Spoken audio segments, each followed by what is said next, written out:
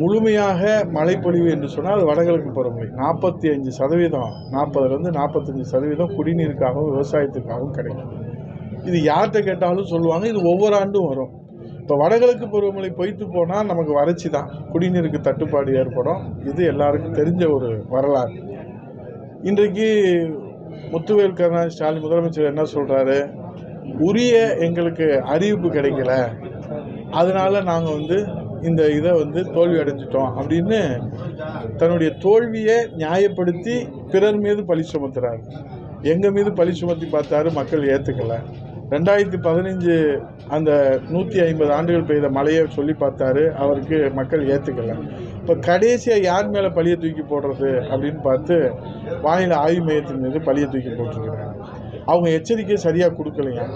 ஒரு முதலமைச்சராக இருக்கிறவர், ஒரு துணை முதலமைச்சராக இருந்தவர், மேயராக இருந்தவர், உள்ளாட்சித்துறை அமைச்சராக இருந்தவர், பொது வாழ்க்கையில் பல ஆண்டுகளாக இருந்தவர், எதிர்க்கட்சி தலைவராக இருந்தவர், ஒரு வானிலை ஆய்வுக்கு என்ன சொல்லுவாங்க, கனமழை பெய்யும், தொடர் மழை பெய்யும், சூறாவளி இத்தனை கிலோமீட்டர் வரும், காற்றழுத்த தாழ்வு மண்டலம் உருவாகிருக்கு, அது ஆழ்ந்த தாழ்வு மண்டலமாக அது வலுப்பெற்று புயலாக மாறும், இந்த இடத்துல கரையை கடக்கும், இதுதான் வானிலை சொல்லுவாங்க. தவிர மழை பெய்ந்ததுக்கு பின்னாடி இத்தனை சென்டிமீட்டர் பெஞ்சிருக்குன்னு சொல்ல முடியும். மழை பெய்யறதுக்கு முன்னாடி கனமழைன்னு தான் சொல்லுவாங்க, சூறை காற்றோடு கனமழைன்னு சொல்லுவாங்க. இது அடிப்படை கூட தெரியாது ஒரு முதலமைச்சர் சொல்லுவது அவருடைய அறியாமையா, இல்லது அவருடைய தோல்வியை மறைப்பதற்காக அவர் நியாயப்படுத்துவதற்காக சொல்லுகிற கருத்தா என்பதை அவரிடத்திலே தான் நம்ம விட்டுவிடணும். மக்கள் கடு கோபத்தில் இருக்காங்க. இது போன்ற ஒரு பதிலெல்லாம் மக்கள் கடு கோபத்தில் இருக்காங்க. எந்த அமைச்சராவது ஒரு அமைச்சர் விடாமல் ஒரு சொட்டு தண்ணீர் சென்னையில் நிற்காதுன்னு வீரவசனம் பேசுகிறாங்களே இல்லையா? யாராவது அப்படி சொல்லுவாங்களாங்க? யாராவது அப்படி சொல்லுவாங்களா? எங்க மழை பெஞ்சா இத்தனை சென்டிமீட்டர் மழை பெய்யும், காத்தடிக்கும்னா இதுதான் வானிலை ஆய்வு எச்சரிக்கை சொல்லணும். இவங்க என்ன சொன்னாங்க, 4000 கோடி நாங்கள் செலவழிச்சிருக்கிறோம், ஒரு சொட்டு மழை நிற்காது. அதில் இந்த மக்கள் நல்வாழ்வுத்துறை அறவேக்காடு மாசு அவர் சொல்கிறாரு, 20 சென்டிமீட்டர் மழை பெஞ்சாலும் ஒரு சொட்டு தண்ணி நிற்காது, பாரு.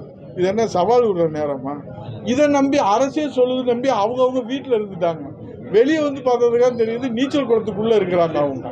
இதுதான் உண்மை நிலவரம். அப்படிலாம் நாங்கள் 7 வருஷம் நான் முன்னெச்சரிக்கை நடவடிக்கை சொல்லியிருக்கேன். நீங்கள் பத்திரிகையாளருக்கு தெரியும்.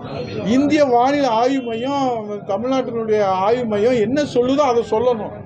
அதை விட்டுட்டு நீங்கள் வராது, காத்தடிக்காது, நீங்கள் வீட்டுக்குள்ளே இருங்க, நல்லா தூங்குங்க, நல்லா சாப்பிடுங்க அப்படின்னு சொல்லிட்டு இப்போ வெளியே வந்ததுக்கப்புறம் தான் உண்மை நிலை தெரியுது.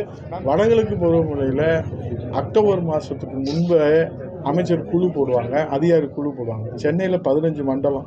நான் 7 வருஷம் அந்த துறையில் இருந்ததுனால எனக்கு அந்த அனுபவம் இருக்கிறதுனால சொல்கிறேன். இவர் குழு போட்டார். அது எதுக்கு நம்ம பார்த்தா சேலத்தில் இருக்கிற மாநாட்டுக்காக ஒரு குழு போடுறாங்க. இப்போ பார்த்தா அங்கே போய் அமைச்சர்கள் பார்ப்பாங்களா, இங்கே பார்ப்பாங்களா? அங்கே பட்டாபிஷேக விழா, இங்கே இருக்கக்கூடியது மலையில் நனைஞ்சு வீதியில் நிற்கிறாங்க. இதில் அமைச்சர்களுக்கு குழப்பம் வந்துருச்சு, அதிகாரிகளுக்கு குழப்பம் வந்துருச்சு. அங்கே போய் பார்க்குறது. இதுக்கடையில் கார் ரேஸு, அது ஏதோ ஒரு வருஷம் தள்ளி வச்சுட்டு தான் சொல்கிறாங்க, என்னன்னு தெரியல. இப்போ கார் ரேஸு நடத்தவே முடியும். இது தேவையா கார் ரேஸு? யாராவது அக்டோபர், நவம்பர், டிசம்பரில் உண்மையிலே இந்த முதலமைச்சருக்கு விஷயம் தெரிஞ்ச முதலமைச்சர்லாம் இந்த கார் ரேஸை இந்த மழைக்காலங்களில் பருவமழை காலத்தில் நடத்துவாங்களா யாராவது?